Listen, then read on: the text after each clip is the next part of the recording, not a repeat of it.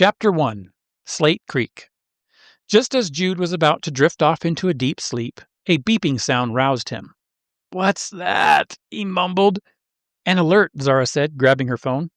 "Don't you get to sleep at some point?" he moaned. "Not when it's an emergency." "What's going on?" he asked, sitting up and rubbing his eyes. "Something's going on in an Appalachian sack. I got a message that all their children were suddenly extracted. The RDF didn't give any justification," Zara reported. "What? That's completely illegal," Jude said. "Did they protest? Did they put up some kind of fight?" "I'm trying to find out, but I'm not getting a response," Zara said. "Check the official news feeds," Jude said. "Like they'd cover an extraction," she scoffed. "Even if they did, they wouldn't say what really happened." "Dear God! What?" "They are reporting that an old abandoned coal mine in Pikeville, Appalachia collapsed. They said it was part of a sack. Everyone inside was buried. No one made it out." "Dear God is right," Jude said. "Dear God, be with those people." "Do you think these are related?" Zara asked. "Do you think—" "What would be the connection?" he asked. "What does a CME extraction have to do with a mine accident?" "What if it wasn't an accident?" "How can we know? We don't even know where the extraction happened yet. It could be anywhere in Appalachia," he said. "Yes, we do," Zara said, scrolling and tapping. "A survivor just posted. The RDF showed up and started taking the children, and we screamed in protest. They shoved us away and shouted at us. They said there was no time to protest and to just run. We were scared and confused. Then there was the explosion."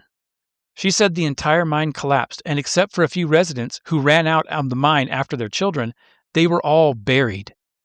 "Why would the RDF do that? Why would they take the children and then blow up the mine? It doesn't make any sense," Zara said. "They weren't there to blow up the mine or do a CME extraction," Jude said.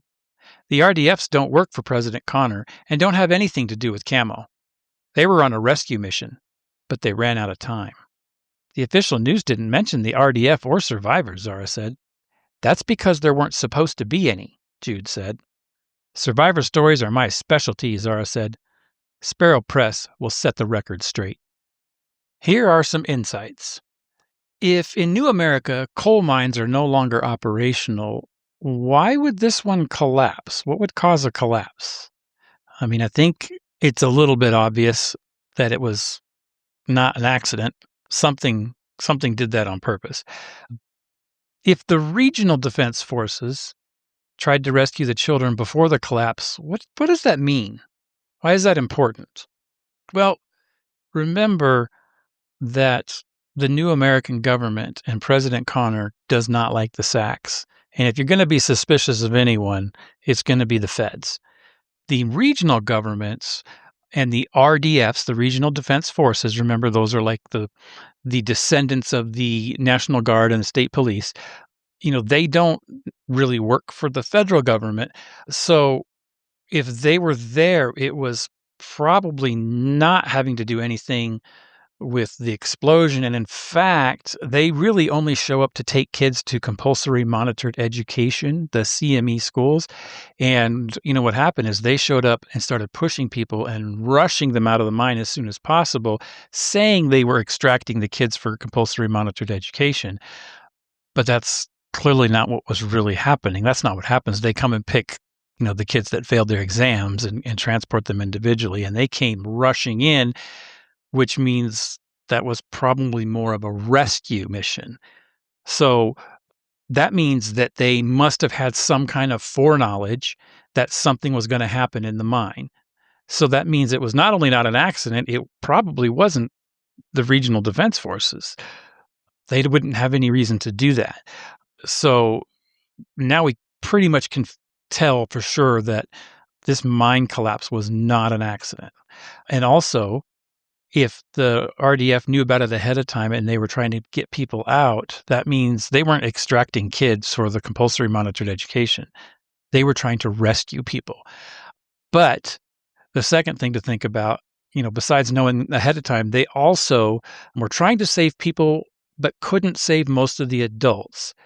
So whatever happened it was not in their plan necessarily. Their plan was, let's at least get the kids out, or at least in getting the kids out, the adults will follow. But they ran out of time. So that also tells you not only was it not their plan, that their information was last second. So let's put all this together. At the very end of Silence of the Sparrows, the last paragraph is a conversation between Adams and President Connor. And if you remember, he said, "I agree with your conclusion." In other words, Adams said the best way to get rid of the Sparrows and to get rid of any threat would be to get rid of the Sacks. And President Connor's never liked the Sacks anyway. So, now we've got a Sack that's been attacked and sabotaged. So it's not too hard to point the finger at President Connor, maybe trying to do something underhanded.